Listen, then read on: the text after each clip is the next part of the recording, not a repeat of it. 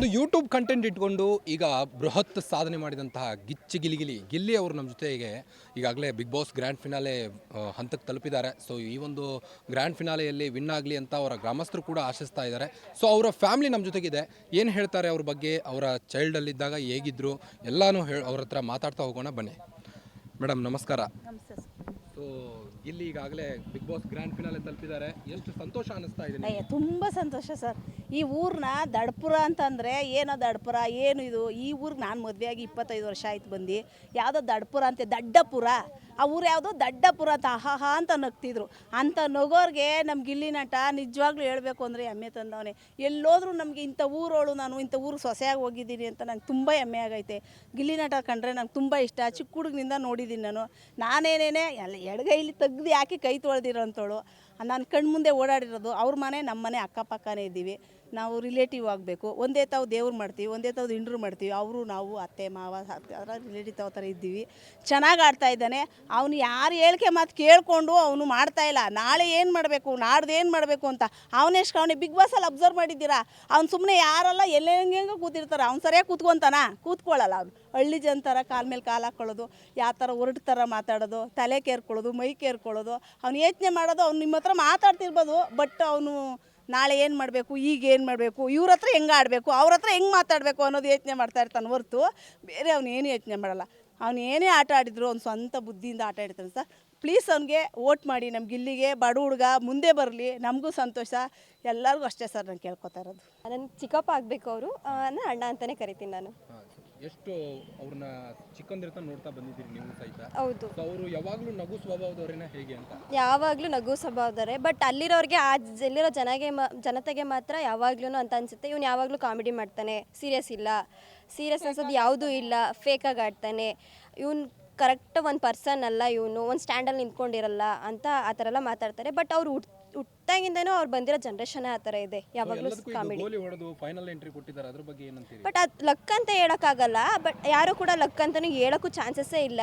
ಅವ್ರು ಆಡ್ತಿರೋ ಗೇಮ್ಸ್ ಕೂಡ ಹಾಗೆ ಚೆನ್ನಾಗಿದೆ. ಅವರು ಯಾವ್ಯಾವ ರೀತಿಯಾಗಿ ಏನೇನು ಎಲ್ಲಿ ಯಾವ ರೀತಿಯಾಗಿ ಮಾತಾಡಬೇಕು, ಏನು ಯೂಸ್ ಇದೆ ಏನು ಯೂಸ್ ಇಲ್ಲ ಅಂತ ಯೋಚನೆ ಮಾಡಿ ಮಾತಾಡ್ತಾರೆ.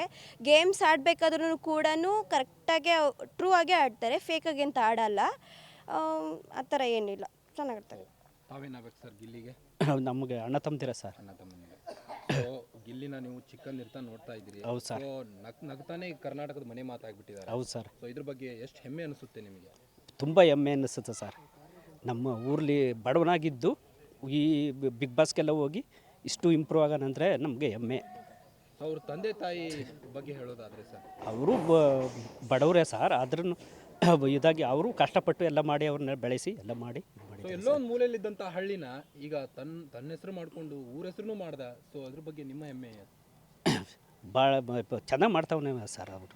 ಈ ದಡ್ಪುರನ ಗ್ರಾಮದಲ್ಲಿ ಹುಟ್ಟಿ ಕಡು ಬಡತನದಲ್ಲಿ ಬೆಳೆದು ಎಜುಕೇಷನ್ ಮಾಡೋಕ್ಕೆ ಕಷ್ಟದಲ್ಲಿ ಸ್ಟ್ರಗಲ್ ಮಾಡಿ ಅದರಿಂದ ಏನೂ ಪ್ರಯೋಜನ ಇಲ್ಲ ಅಂದ್ಕೊಂಡು ತಿಳ್ಕೊಂಡು ಹೆಂಗೋ ಜೀವನ ಮಾಡೋಕ್ಕೋಸ್ಕರ ಬೆಂಗಳೂರು ಪೇಟೆಗೆ ಹೋಗಿ ತನ್ನ ಬದುಕನ್ನ ಕಾಲಲ್ಲಿ ತನ್ನ ಸ್ವಂತವಾಗಿ ನಿಂತು ಕಟ್ಕೊಂಡು ಈಗ ತನ್ನ ಊರನ್ನ ದೇಶಕ್ಕೆ ಪರಿಚಯ ಮಾಡ್ತಾ ಇದ್ದಾರೆ.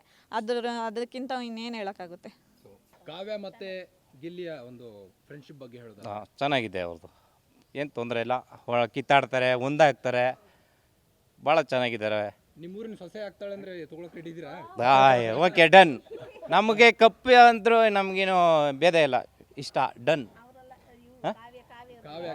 ಕಾವ್ಯ ಓಕೆ, ಓಕೆ. ಆದರೂ ನಮ್ಗೆ ಇನ್ನೂ ತುಂಬ ಇಷ್ಟ, ನಮ್ಗೆ ತುಂಬ ಇಷ್ಟ. ಬರಲಿ ಬಿಡಿ, ನಾವು ಯಾವುದಕ್ಕೂ ಭೇದ ಮಾಡಲ್ಲ.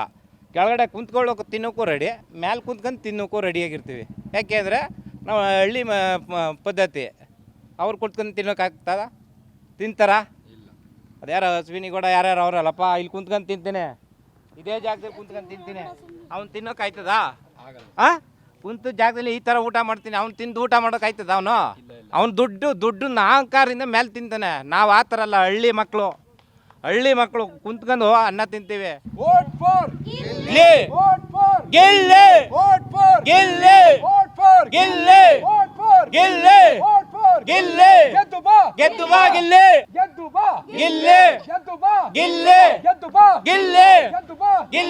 ಕರ್ನಾಟಕದ ಮನೆ ಮಗ